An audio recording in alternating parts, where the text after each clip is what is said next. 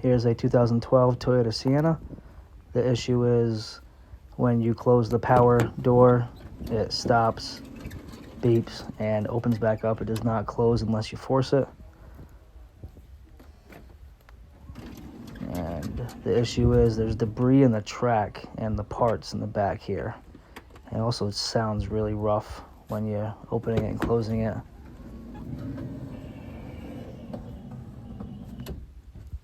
So the issue is back here. There's just unneeded rust and stuff just causing tension in these parts back here.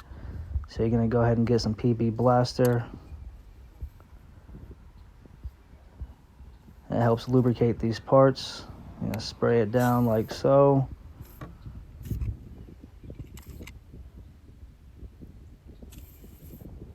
I also sprayed underneath here to get the tracks and stuff.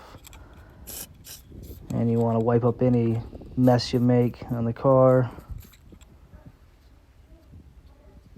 And close it a couple times to work that stuff in a little bit. Sounds much better.